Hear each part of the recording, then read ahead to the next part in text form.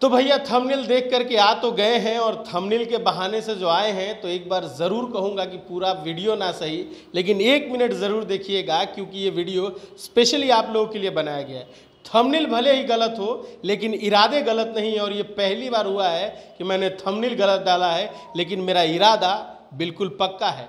मैं बात कर रहा हूँ श्रोताओं को लेकर के, क्योंकि श्रोताओं का जो बेशर्मी है वो हद से ज़्यादा पार हो चुका है। खेसारी लाल का गाना है या पवन जी का गाना या किसी भी सिंगर का गाना है, और चोली का शब्द हो, लहंगा का शब्द हो, या फिर भोजपुरी में थोड़ी सी वल्गैरिटी क्यों ना हो, चाहे वो किसी भी सिंगर का हो, तो तुरंत जाकर के आप यूट्यूब खोलते हैं और फटाक से उसको व्यूज़ कर देते हैं और उस गाने को ट्रेंडिंग में ला देते हैं और ज़बरदस्त तरीके से सुनते हैं, और लोग ऑटो में भी बजाते हैं और बेशर्मी से पूरा रोड पर बजाते नज़र आते हैं। लेकिन मैं आज गुस्सा इसलिए हुआ हूँ क्योंकि 2 गाने आज आए हैं और दोनों गाने इतने सही हैं, लेकिन आप जो लहंगा और चोली के पीछे कहते हैं और अश्लीलता के पीछे जो पड़े रहते हैं, ज़िंदगी में वो अश्लीलता ख़त्म नहीं होगी भोजपुरी इंडस्ट्री से। इसलिए नहीं ख़त्म होगी क्योंकि जो अच्छे गाने आते हैं आप लोगों के कारण वो गाने दब के रह जाते हैं, उस गाने का कोई व्यूज़ नहीं आता है। जी हाँ, मैं बात कर रहा हूँ 2 गाने आए हैं भोजपुरी में, एक अंकुश राजा का गाना आया है और एक रितेश पांडे जी का आया है। दोनों गाने इतने सॉलिड हैं और इतने सामाजिकता पे गाने हैं कि उस गाने को लगातार आप टेम्पो में बजाइए, ऑटो में बजाइए, गली मोहल्ले में बजाइए, जहां बजाना है बजाइए, लेकिन आप में वो हिम्मत नहीं है क्योंकि आप अश्लील हैं और आपको अश्लील गाने ही चाहिए। और भोजपुरी का एक सवाल खड़ा करने वाले उन पत्रकार भाइयों से एक सवाल है मेरा कि जब भी गाना कोई अश्लील आता है या तड़कता भड़कता गाना आता है, आप माइक लेके ज़रूर पहुंच जाते हैं कि भैया इस गाने के बारे में बताइए और भोजपुरी में अश्लीलता जो बढ़ रही है उसके बारे में बताइए। लेकिन आप पत्रकारों से एक सवाल है सिंपल सा कि जब इस तरीके का गाना आता है तो आप किस बिल में बैठ जाते हैं या कहाँ छुप के बैठे रहते हैं? जब इस तरीके का गाना आता है आप प्रमोट नहीं करते हैं, और मैं खुलेआम कह रहा हूँ कि जी हाँ, आज मैं आया हूँ सिर्फ उस दोनों गाने को प्रमोट करने के लिए, क्योंकि वो दोनों गाना इतना अच्छा है कि लोगों तक पहुंचाना मेरा दायित्व है और मैं ये करके रहूँगा, चाहे आप इसके लिए कुछ भी कहें। चलिए गाने के बारे में बात करेंगे, लेकिन उससे पहले सवाल उन पत्रकारों से एक और रहेगा कि अगर आपको माइक लेके दौड़ना पसंद है और भोजपुरी की अश्लीलता की बात करते हैं ना, तो थोड़ी सी आंखें खोल लीजिए और व्यूज़ पाने के लिए और पैसे कमाने के लिए छोड़ के कुछ सामाजिक काम करना भी सीख लीजिए। माइक लेके दौड़ने से हर एक ऑफिस में कुछ नहीं होता है।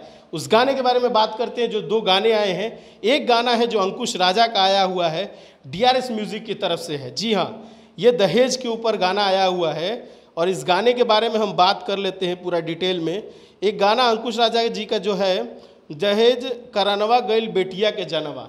जी हाँ, ये गाना है दहेज करानवा गइल बेटिया के जनवा, DRS म्यूज़िक से आया है, जो कि लगातार बहुत ज़बरदस्त तरीके से अंकुश राजा, दोनों जो भाई हैं वो लगातार समाज को सुधारने वाले गाने लाते हैं। और DRS म्यूज़िक पहली बार नहीं बहुत बार गाने इस तरीके के ला चुकी है, लेकिन आप श्रोताओं के कारण उनको फ्लॉप होना पड़ता है, उनको हिट होने से रोक दिया जाता है, क्योंकि ऐसे गाने आप सुनते कहाँ हैं? आपको तो लहंगा चोली और उल्टा सीधा गाने चाहिए जिसको लेकर के आप खूब खुश होते हैं और डीजे पे बजाते हैं हर त्यौहार में उस गाने को। इस गाने को बजाइए, उसके बाद फील लीजिएगा कि किस तरीके का गाना है ये। साथ ही बात करते हैं रितेश पांडे जी का।